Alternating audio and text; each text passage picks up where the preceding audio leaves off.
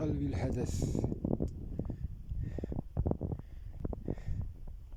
أبث لكم هذا المقطع البسيط عبر صعود لأعلى قمة تتواجد في مدينتنا،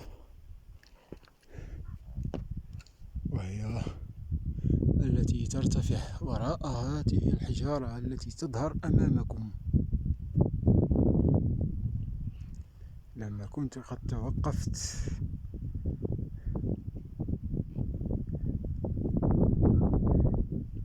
يوم الأحد الماضي في قمة الجبل الثالث الذي يظهر وراء تلك الشجرة التي تظهر أمامكم.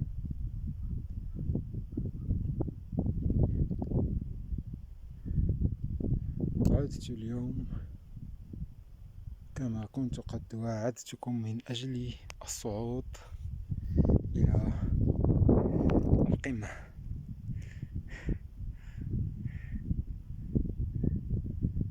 التي أحاول تثبيت أصبع يدي عليها.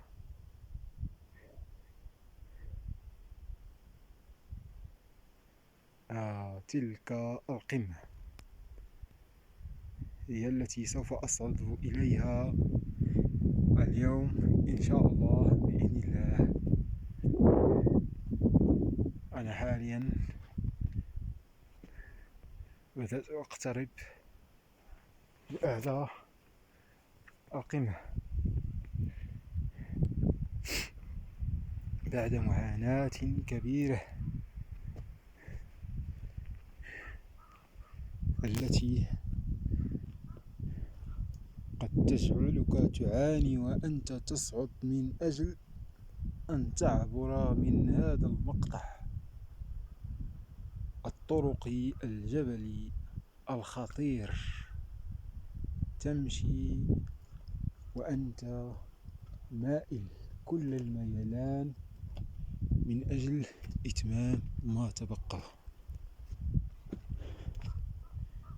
يجب علي إيقاف الفيديو. أراكم لاحقا أحبتي المتتابعين من كل بقاع الأرض. إلى اللقاء.